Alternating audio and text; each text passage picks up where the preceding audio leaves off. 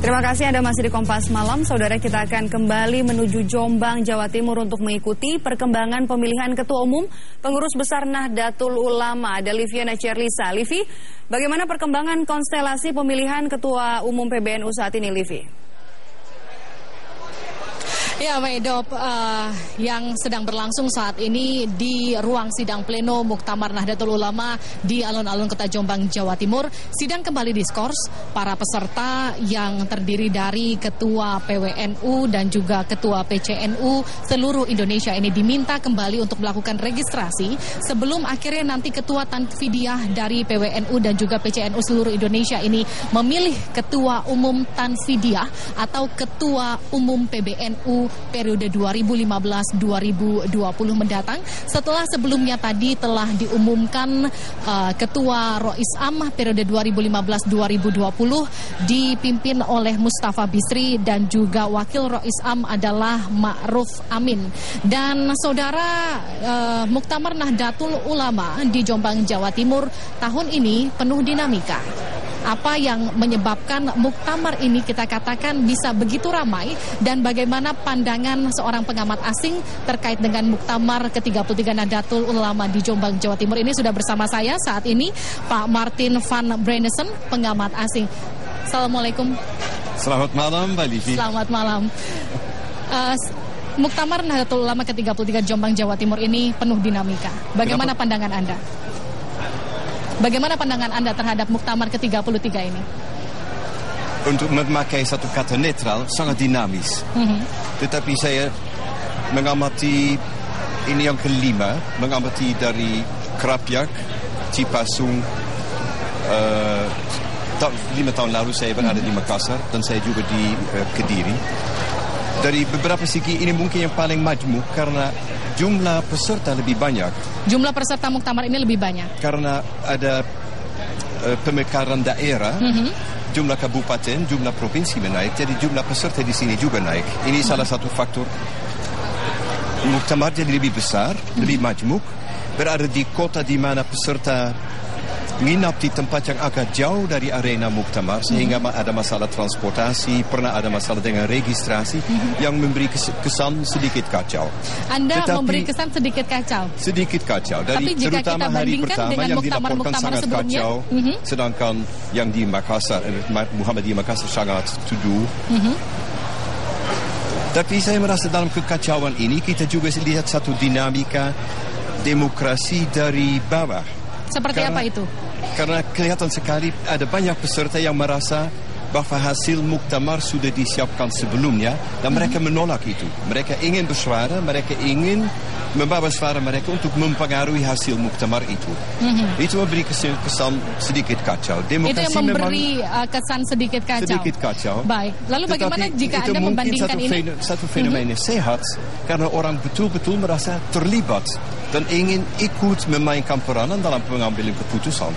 Itu artinya para muktamirin atau peserta muktamar ini merasa atau ingin bersama-sama dilibatkan begitu ya? Betul. Kita bisa katakan seperti itu. Tapi jika pengamatan Anda, jika dibandingkan muktamar ke-33 Jombang, Jawa Timur ini dengan muktamar-muktamar sebelumnya, adakah yang serupa seperti ini? Kita katakan yang dinamikanya? Rata-rata memberi kesan mungkin semuanya lebih lancar. Tetapi misalnya kita bandingkan dengan Makassar 5 tahun yang lalu, di sana juga ada persaingan ketat untuk posisi Rois Am yang membuat banyak orang sangat cemas karena banyak orang NU merasa bahwa Rois Am sebetulnya tidak boleh nyalon. Rois Am seorang punya otoritas. Lalu bagaimana dengan masa saat Anda katakan sebelum kita berbincang ini tahun 94 dengan dinamika yang sama, hampir sama seperti ini? Waktu itu Rois Am tidak jadi masalah karena Rois Am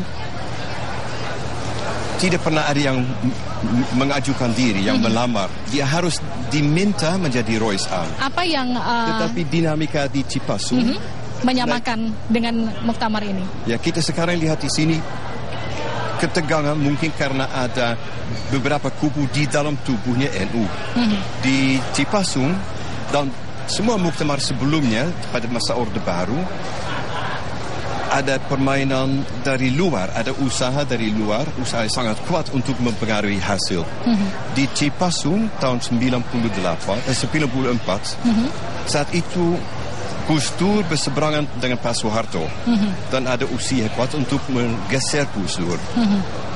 Ada juga pendukung dari pihak tentara. Jadi dua kubu dari luar hadir di arena muktamar dan berusaha mempengaruhi para muktamarin.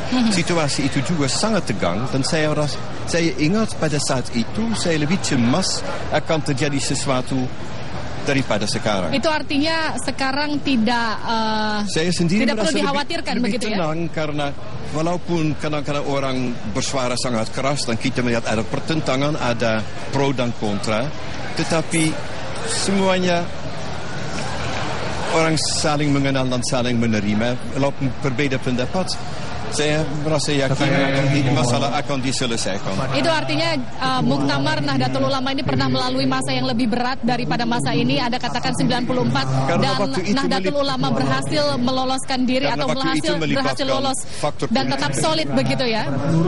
Tetap solid ya, saya tidak tahu, tetapi tetap utuh. Tetap utuh begitu ya, kita bisa katakan seperti itu.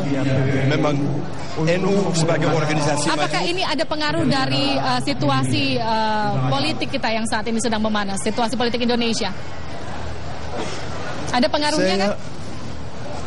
Pasti ada pengaruh, tetapi saya tidak lihat pengaruh langsung. Saya kira yang kita lihat NU menjadi semakin besar. Umat NU yang jadi semakin majmuk. Dulu orang NU terdiri dari orang desa dan orang di sekitar pesantren. Tetapi sekarang banyak orang kota di dalam NU. Banyak orang dari daerah tetapi berpendidikan tinggi. Dari segi pemahaman agama ada juga yang berbeda. Kita lihat pesantren seperti pesantren Salafiyah yang tradisional. Ada pesantren yang lebih modern. Ada pesantren reformis seperti Gontor yang lebih banyak dipengaruhi oleh pemikiran dari Timur Tengah. Jadi di dalam NU ada berbagai pandangan dan saya kira semua pandangan tetap akan terwakili dan kita lihat akan ada adu kekuasaan antara berbagai aliran. Walaupun ada adu kekuasaan seperti yang Anda katakan, walaupun ada beradu kepentingan, tapi yang kita yakini bersama adalah NU akan tetap solid karena pernah melewati masa yang lebih berat daripada saat ini. NU tidak pernah merasa harus homogen, tidak harus monolitik. NU menghargai keanekaragaman. NU menghargai keanekaragaman dan kita yakini NU akan tetap kembali solid seperti sedia kala. Terima kasih Pak Martin van Brennesen, pengamat asing telah bergabung bersama kami di Kompas Malam. Saudara, itu dia tadi perbincangan kami dengan pengamat asing yang juga tadi sempat mereview sedikit bagaimana dinamika Muktamar Nahdlatul Ulama yang sempat ia amati sepanjang ini dari Universitas Utrecht Belanda. Dan saudara, demikian informasi yang dapat kami sampaikan, kembali ke Anda.